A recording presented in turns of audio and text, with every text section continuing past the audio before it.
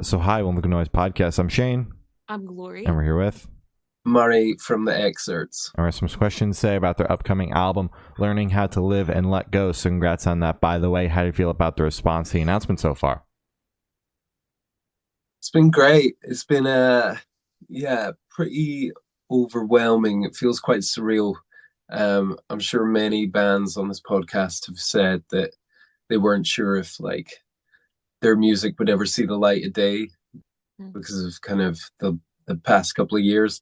Mm-hmm. So we definitely had that feeling. So yeah, it feels I don't know, we feel very loved at the moment. So yeah, I'm just so excited just to be able to announce new music and even get to speak to the two of you. You know, it feels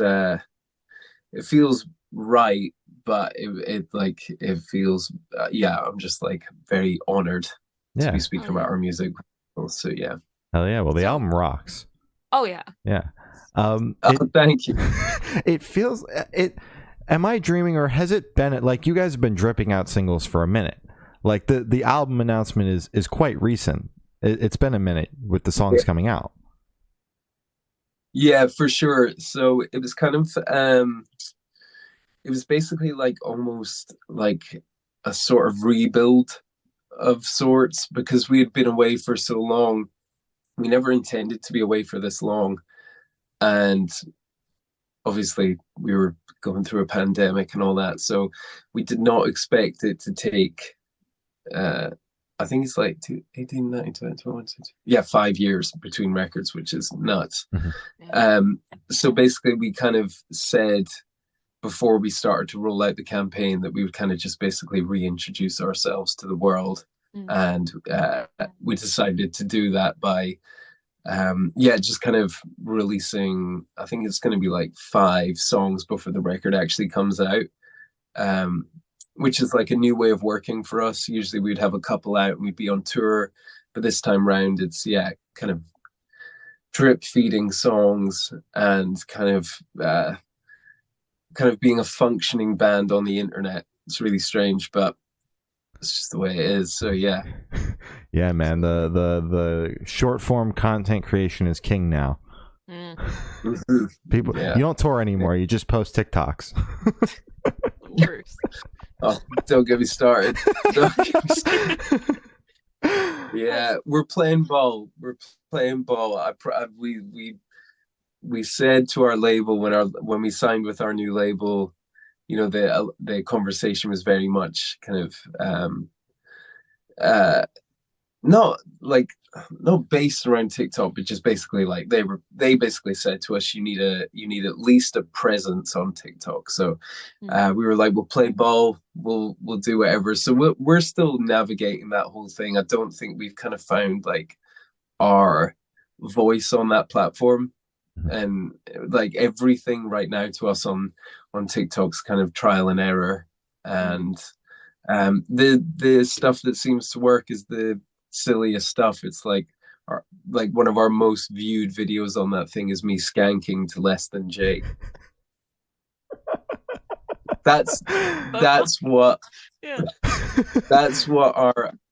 our artistry has come to. Yeah. Gotta love it, man.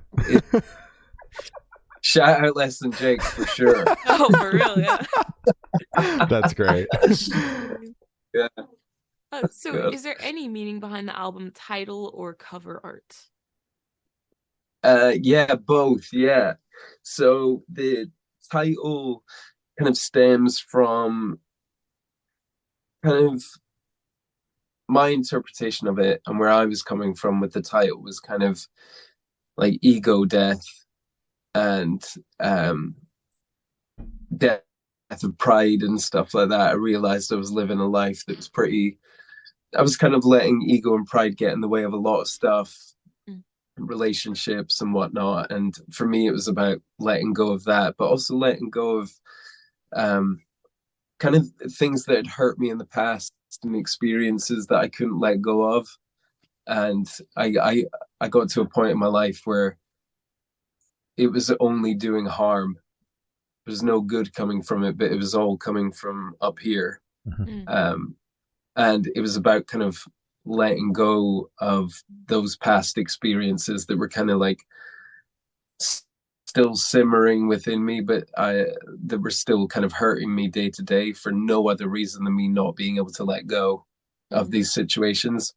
So that's kind of where that came from. But there was also like some other stuff. It was like that fed into the idea of the album title. Like we like for the band, because again, it's kind of a rebirth of sorts, and like kind of taking a different turn with this record. And we've always been quite like fearful of doing that. So even within a band context, it was about just letting go of those fears and those tensions that we've had personally within the band. So that kind of fed into it as well. And yeah, the album art was made by an artist called Connor Dewhurst from Australia.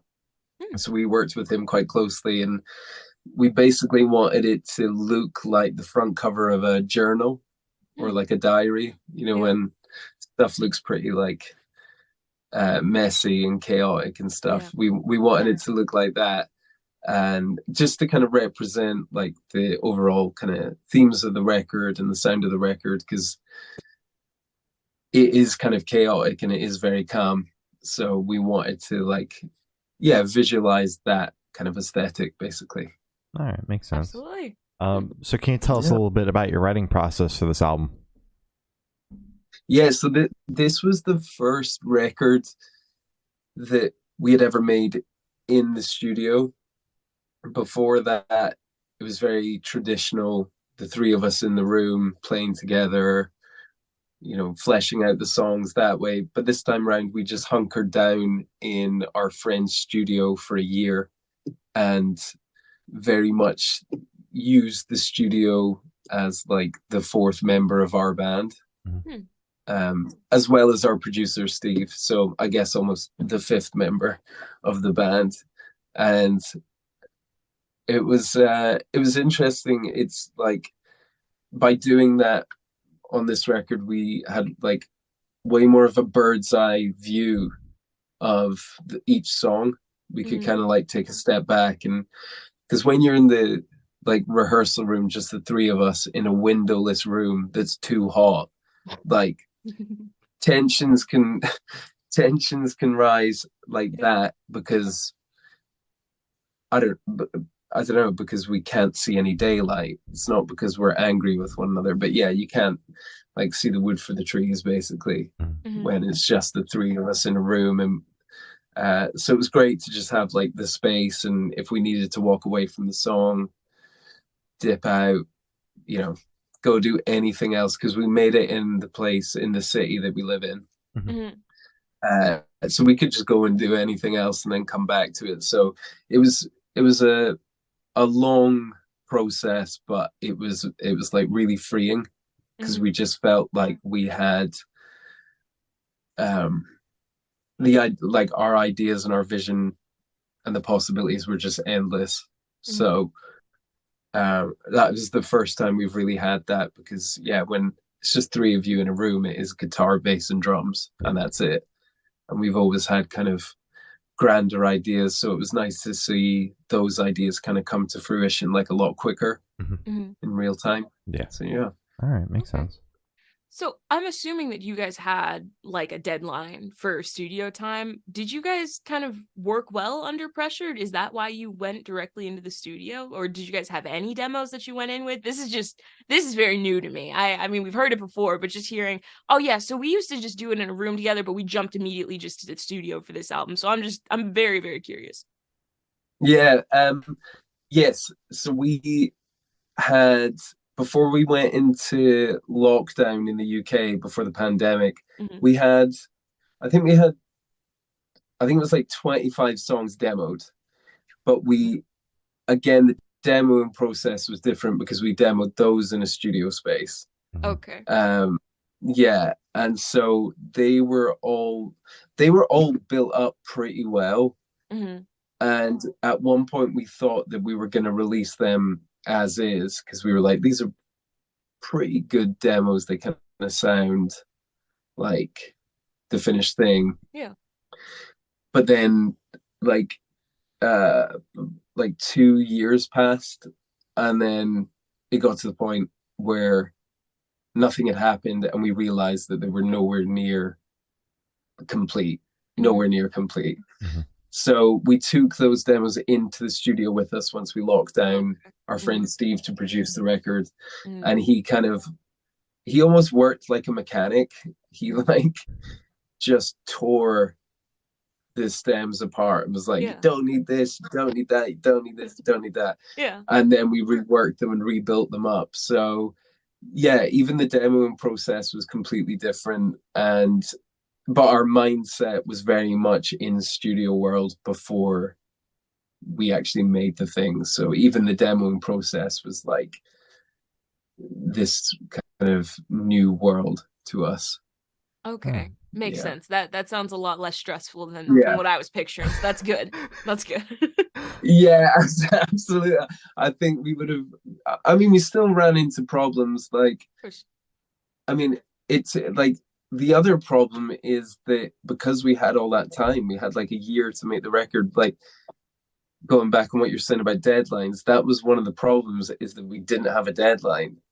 So like, yeah, because we didn't have a record label, and we didn't have management at that time. So we were like, we felt like kids again who would, you know, when your parents leave for the evening, who leave you a bit of like pizza money on the side, and then they go and you just run riot. That's how we felt when making the record. And then we signed with UNFD, and they gave us a deadline, and I didn't want to stop making the record. I was like so in love, because it was like a year of my life, and like a year of our lives, and I loved the routine of making that record. Like, we're just in the studio every day, and it was so joyous making that album that I loved it, and I couldn't let it go. So they eventually gave us a deadline, and I found problems.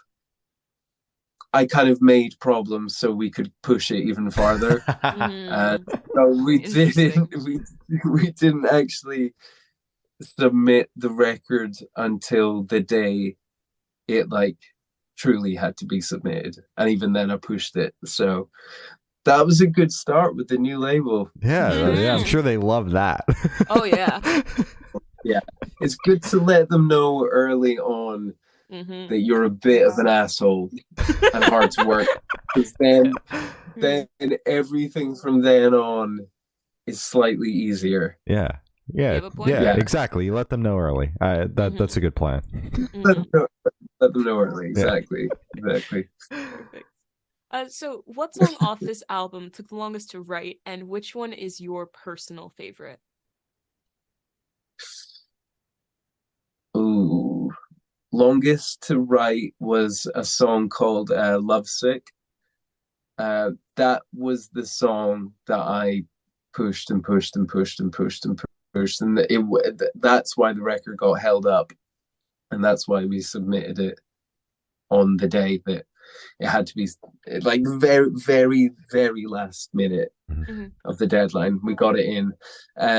Yeah, that song was meant to be kind of like a big band, almost like soulful Motown inspired tune. And for whatever reason, it wasn't working. Like, nothing was pairing well with, like, no instrument was pairing well with the other. So I basically wrote this like kind of hooky guitar line that almost reminded me of like Modest Mouse or even like The Cure or something like that. It kind of took inspiration from those bands, and it completely changed the sound of the overall. It changed the sound of the song and the overall feel of it as well.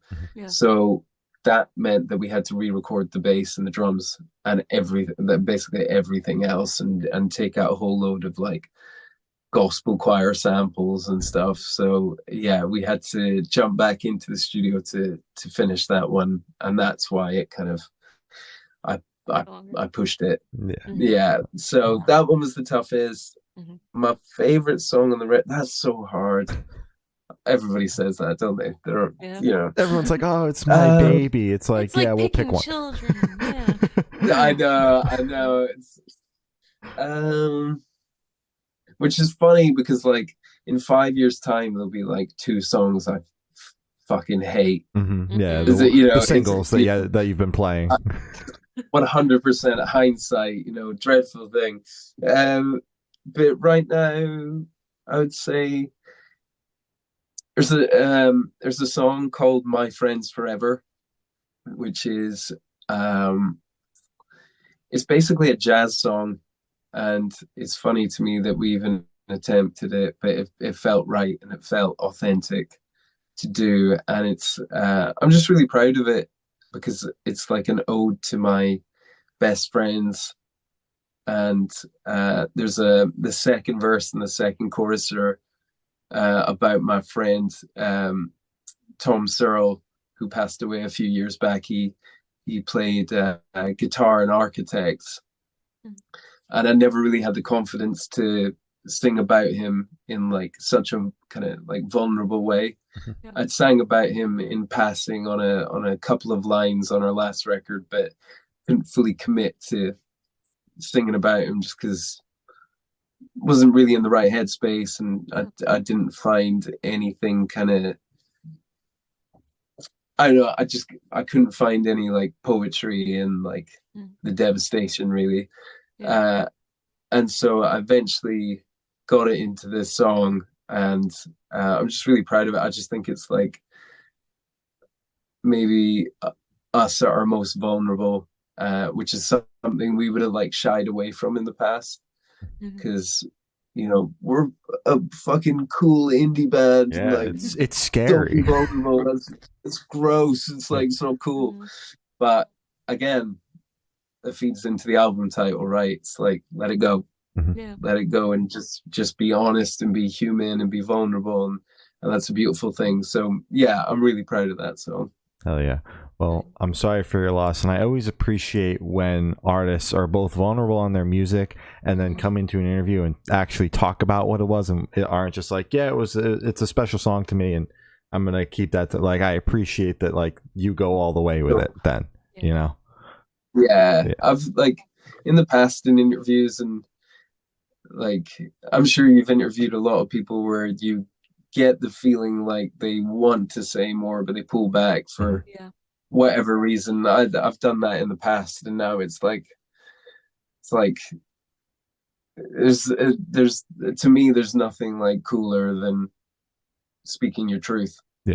And just like, because there's like, we've released music before where like everything was like covered in mystique. Like, it's like they'll never know what I'm talking about here, and I'll never let on. But it's like I don't care about that shit anymore, because it's like life happens, life's really hard, and life's really beautiful. So I'm just gonna kind of speak my truth. So yeah, I'm stoked to like speak with you about it, and just lay it all out on the line. Hell yeah. So how'd the track list for the album come about? Did you guys write the opener to the opener, close a big closer, did you shuffle around and see what fits? What was that process like? We knew what the opener and the closer. Did we? Yeah, no, we did. We knew what the opener was going to be. It was always going to be Gimme. And as soon as I wrote It Ain't Easy, we knew that was going to be the closer. So we often find that if you know what the opening and closer of a record are going to be, it makes it a little bit easier to kind of navigate the story and the arc of the record.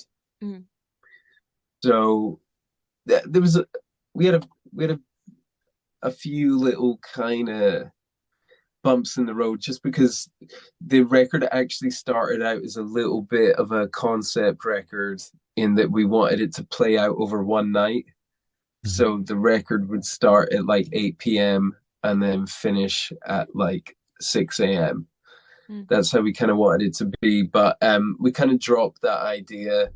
But in a weird way, the record still kind of sounds like that to me. So we did somewhat keep it in mind. And as the record kind of goes on, it kind of does get a little bit more like almost like clubby.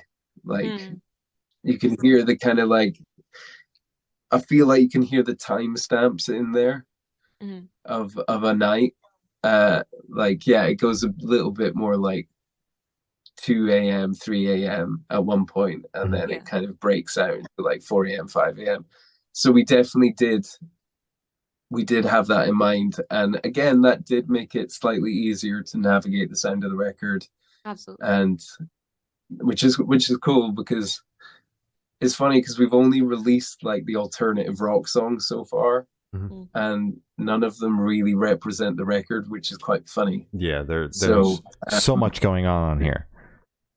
Yeah, absolutely. So it's cool that I don't think anybody really knows kind of what's coming.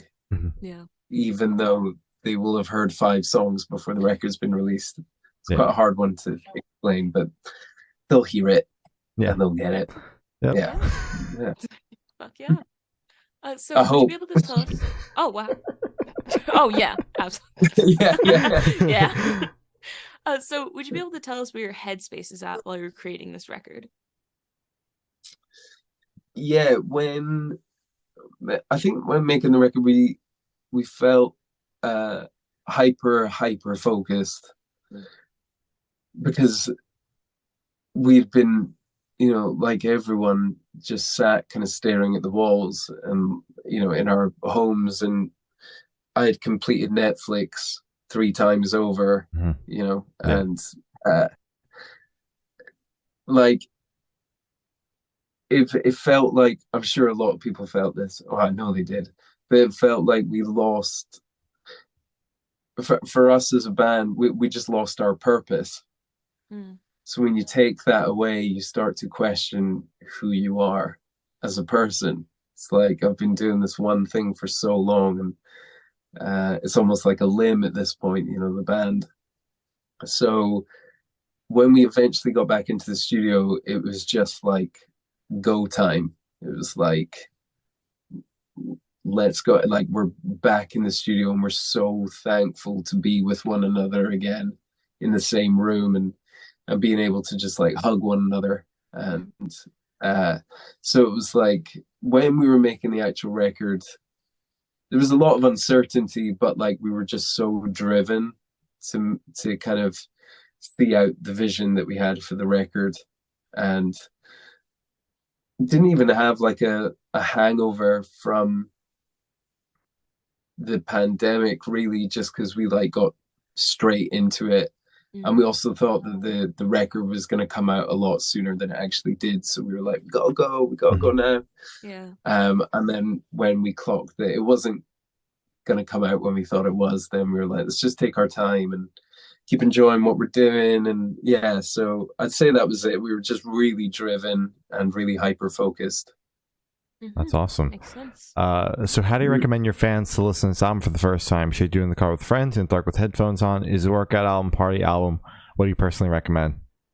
I have had like I haven't, nobody's asked me this yet, and I have envisioned this question, what I'd say, because I think it's a great record to like bump in your car with your friends, and just like go for it. It's 30 minutes, just go for a drive and just blast the record in a car with like a ton of your friends.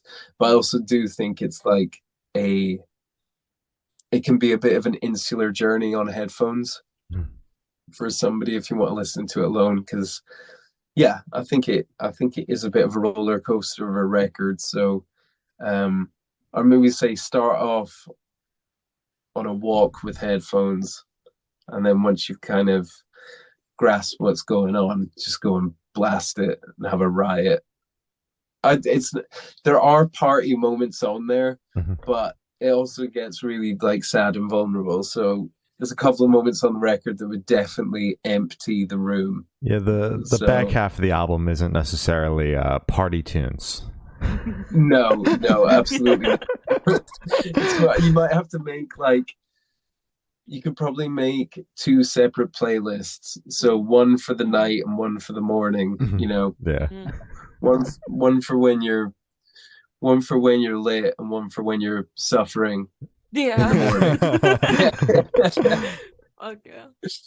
Yeah, So I think this one should be super, super quick off the top of your head. I want you to describe this album for new listeners in 3 words, no more, no less.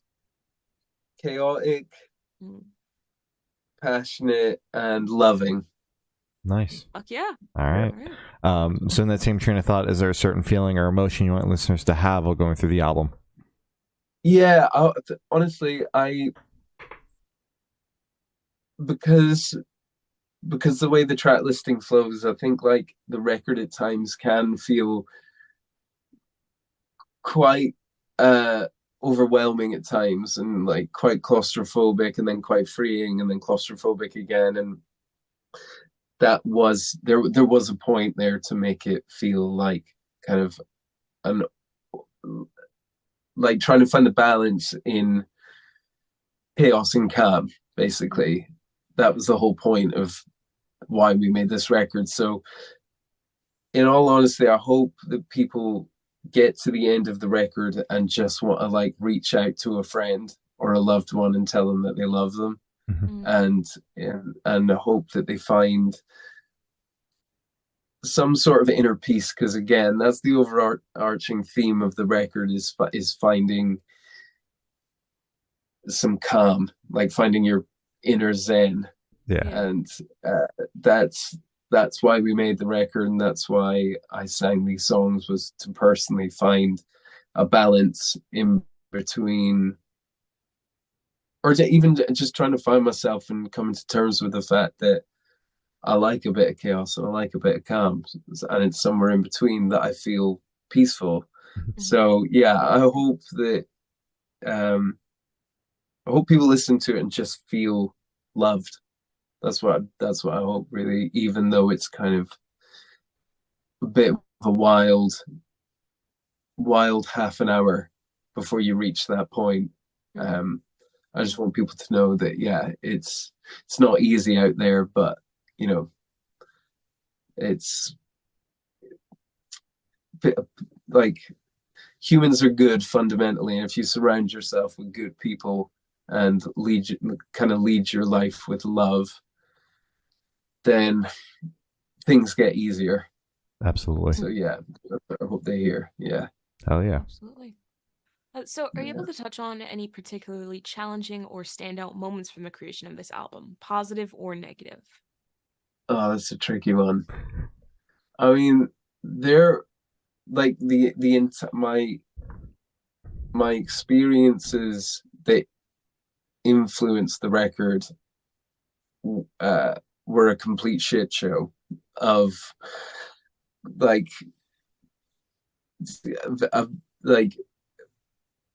very chaotic situations that I somehow found myself in. That was like, actually making the record was like the most fun we've ever had, like making an album.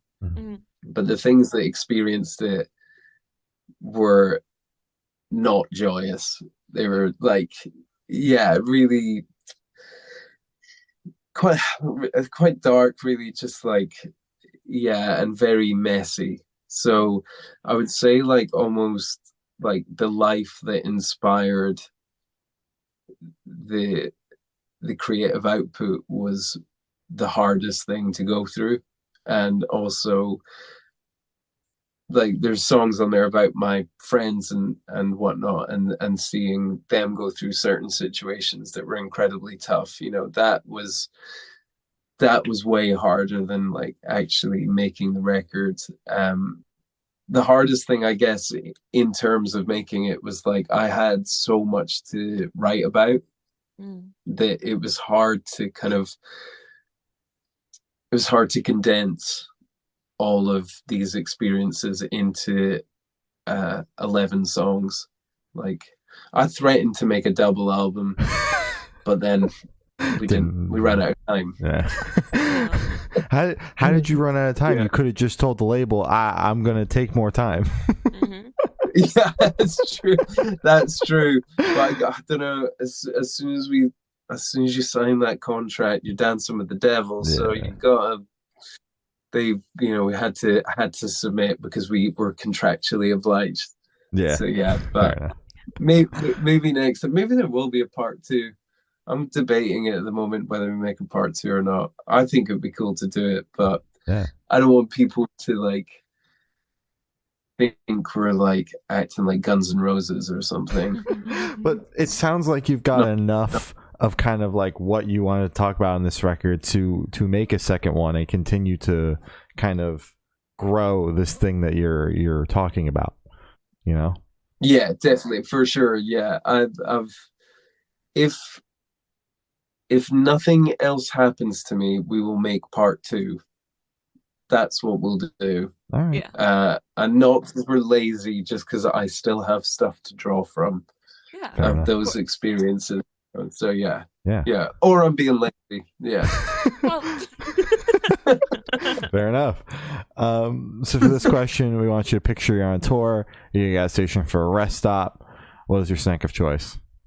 Oh, I don't know if you'll have this in America, but we have there's a like a grocery store in the UK called Marks and Spencer's, and they've kind of started popping up in like, yeah, we call them service stations over here, but yeah, what you would call gas stations. And they sell apple slices with peanut butter.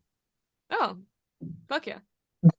Yeah, so anything with peanut butter, I'm in. And if I can get one of my 5 a day in there with loads of peanut butter, then that's what I'm gonna have. So that's my go-to snack.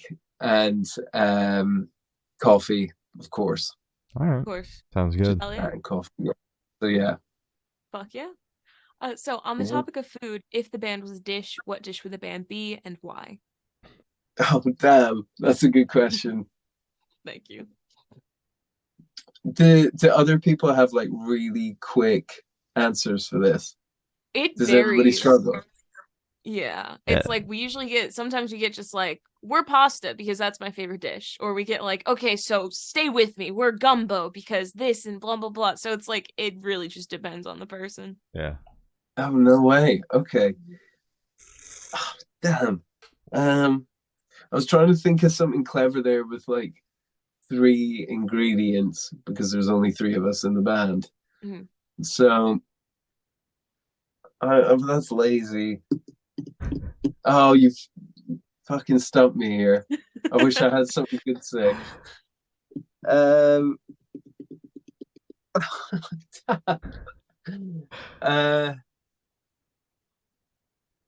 I'm struggling to even think of food. That's how stumped I am. That's how stumped I am. I will go for the 3-piece thing of saying maybe we're like a slice of pizza, and then there's a base, a sauce and cheese. Yeah, but that's crap. I wasn't going to be the one to tell you, man, but pizza is a very common answer. Damn. You know what's worse is that we're gonna get off this call, and I will have such a good answer. Yeah, immediately. Yeah. But we'll take the pizza for now. Yeah. Oh, I'm disappointed in myself. I am actually really disappointed. It's all right. I could have thought so much better. It's all right. We got a couple more questions. If it comes to you, you'll let us know. Okay. So for the last couple questions, we're going to shift completely away from music and go straight to death row. Boom. So if you're on death row, what would your last meal be with a drink? More food. I'm sorry.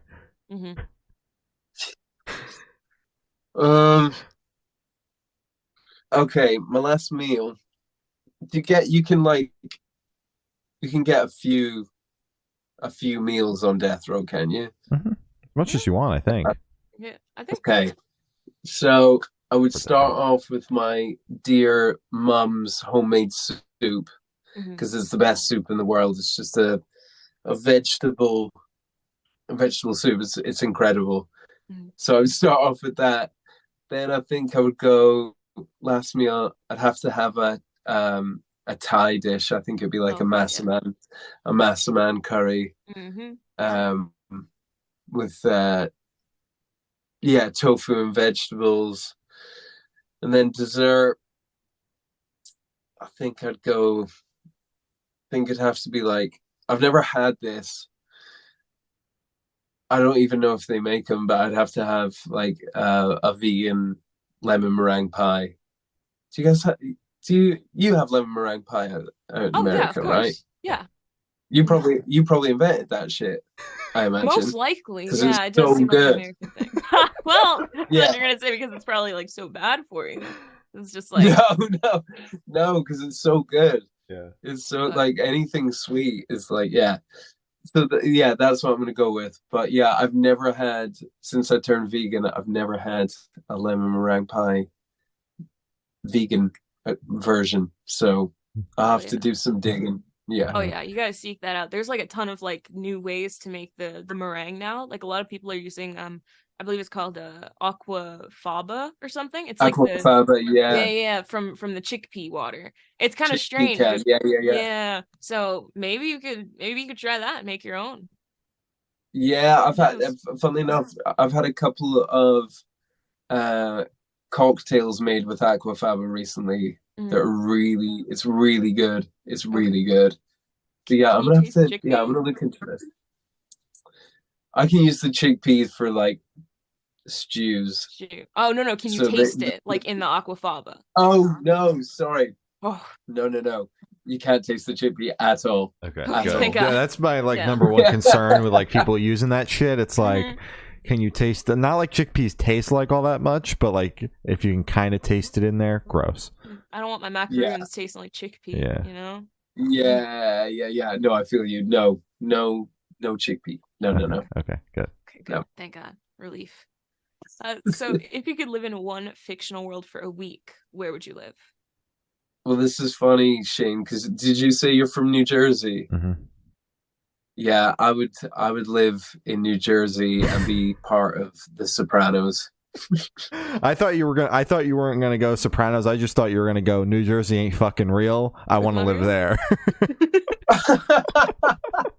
No, I meant sorry. You didn't mean it like that. I meant I was thinking in the world of The Sopranos. Yeah. Oh yeah. But yeah, I've actually never been to Jersey. We've been to New York a whole bunch, but I've never actually been to Jersey, which is criminal, really, because I'm like a Bruce Springsteen and Sopranos fanatic. Yeah. Do you mean in terms of like, are you talking like Harry Potter or something? No, Sopranos completely works. It's fictional. Sopranos is fine. Because I did, when Shane just said the thing about New Jersey, I was like, yes, New Jersey is a real place. It is. And I've just been real dumb. But I didn't know if you meant like yeah, Hogwarts or like Game of Thrones or something. No, you're all good. Because the Sopranos people, they don't exist. Like those people in particular. Although people like to think they are from like in the Sopranos, the way some of these people act, bro. No. That would be me in this world. I just want to wear like a velour tracksuit and just go like, I don't know, just go deal with business. That's what I want to do. Yeah. Whilst in Jersey. That's what I want to do. All right. Yeah. So I've done of asking the last question. Every single person that we've spoken to have said that it is the most important question. What's your favorite color?